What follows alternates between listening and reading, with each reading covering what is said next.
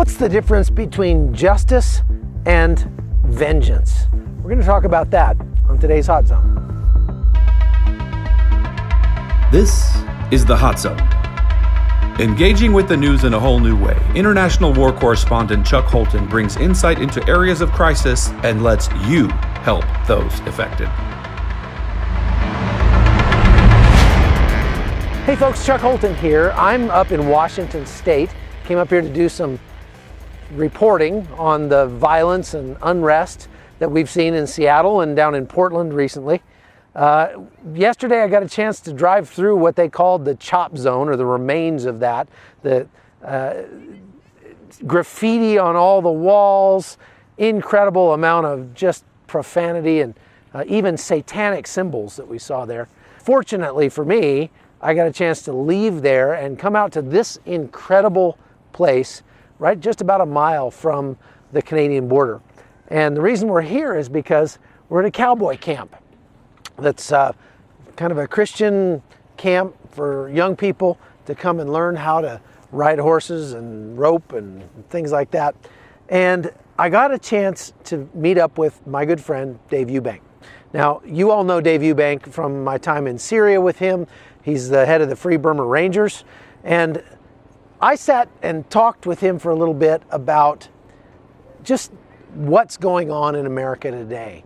And I also got a chance to talk to him about his new book, which is called Do This for Love. And I think when you listen to this interview, you'll see how Do This for Love really fits well with what his take is on what we need to fix the problems in America that we see right now. Check it out. The main reason for me to write the book is a testimony of what God's done, and hopefully point people to Jesus.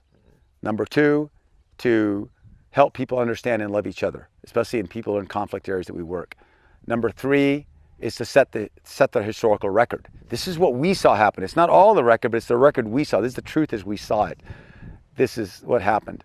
You're a very good writer, Chuck, and your books have changed my life and improved my life. And it made me laugh, made me cry, convicted me of sin, motivated me, taught me things, and you write very well. I really like how you write. I love reading your books. I'm not much of a writer, and so when I'm writing, I'm just trying to tell the truth and not hide anything, and it's like an offering, and I feel like some people have been given 10 talents, some 1, but it's like I've got 1 in terms of writing, and I pick it up and say, God, this is what I see. Please use it and let it be what it is. For example, when I look at this book, it may not be a good book, but I know it's true, and I know it points to God.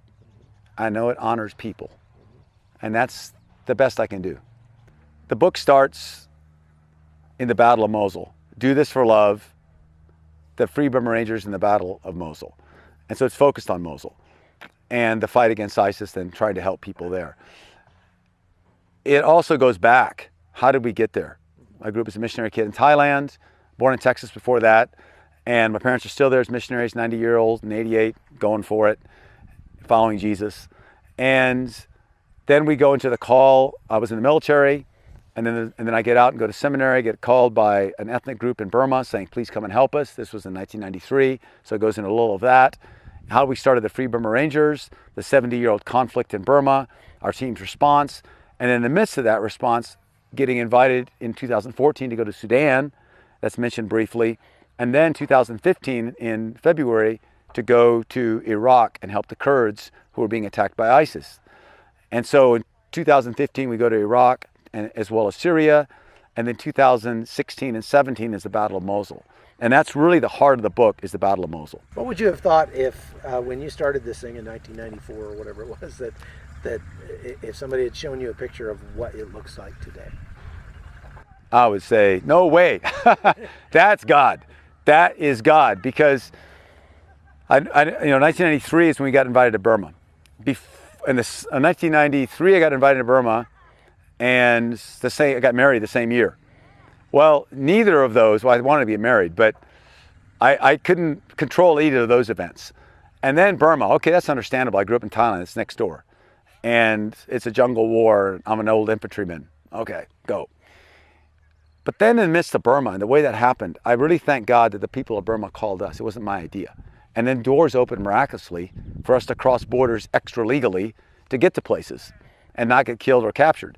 And then that was going on and all kinds of miracles happened.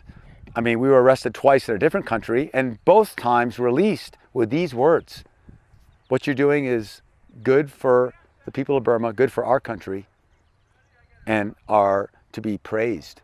Don't get caught again. And they let us go. Why did they do that? In fact, after one interrogation, this guy comes in after interrogating my wife. He goes, I like your wife better than you. And because when I asked her, aren't you afraid to be in our hands? She said, yes, I'm very afraid. I'm afraid I won't be able to be with the people I love. And he said, I just started to cry. That's love. And he said, we're going to let you go. Our bosses want to keep you, but we know it's right. I mean, that's just God. So we've been through many things that we know God did for us. And then from Burma, which we understand, and I speak some of the languages, comes an invitation to Sudan. Sudan? Well, that's kind of cool. I want to go there. Go there. And then Iraq. I didn't want to go there. Or Syria. No, I don't need to go there. And we get invited there. And then we didn't just get invited. We were in Burma when our friend Victor Marks, along with Jackie Isaacs, had this program to go into to help the Kurds, the Yazidi women who had been raped by ISIS and all this and escaped. And they said, hey, Free Burma Rangers, you should come. Well, I got that by satellite email. I was in Burma. Burma Army all around me. Get here in 7 days. It took us 19 days to walk around them. But God opened a way. The Burma Army moved to chase us, but left the gap open. We covered about 80 miles in 3 days. Got to a border that we shouldn't have been able to cross. Crossed it smoothly. 7 days later, from Shan State, Burma, through 2 different countries, I'm in it, and then to Thailand. I'm in Iraq. I'm like, God, you did this. Looking at the fields of Nineveh, the Nineveh plains, and Mosul just beyond, the black flags of ISIS, I asked God, how do I pray? That ISIS would be stopped, that enemies would turn into friends, the Kurds would be free. These are my 3 prayers. And then I said, God, what do I do about it? And I felt God say, give up your own way, give up the Free Burma Ranger way, just come help these people. Really? Yeah. And so then we were in Kurdistan on Sinjar Mountain with the Yazidis, with ISIS around us, and the IDPs on top. We're living in tents, and Chuck, you were there a couple times with us, including during a chemical attack. And all of a sudden, the guy comes from Syria saying, I heard about you guys. I heard you're this NGO that prays a lot. I'm a Christian too. Can you come and help us in the front lines in Syria? And then when the Battle of Bashika and Sinjar was over, when the Kurds had defeated ISIS in the Kurdish part of Iraq, we thought, what do we do now? And Chuck, you came for that also on the front line of Bashika. And by November the 19th, that was done. But the Battle of Mosul was just starting. And you could see the edge of Mosul from beyond Bashika. And we said, God, do you want us there or not? We don't know anybody. And we had a prayer. And then when the prayer was over, 9 a.m. on the 19th of November, I got a phone call from a big NGO in Erbil that said, we got a ton of food. We don't have any way to deliver it because we're not allowed to go to the front line. Will you do it? That's how we got into with the Iraqis. You know, we made fun of the Iraqis. Ashamed to say I did. I made fun of them. Now I'm with them. And the Iraqi general who met us, he goes, Dave, after he met us, he goes, you know the worst 2 things?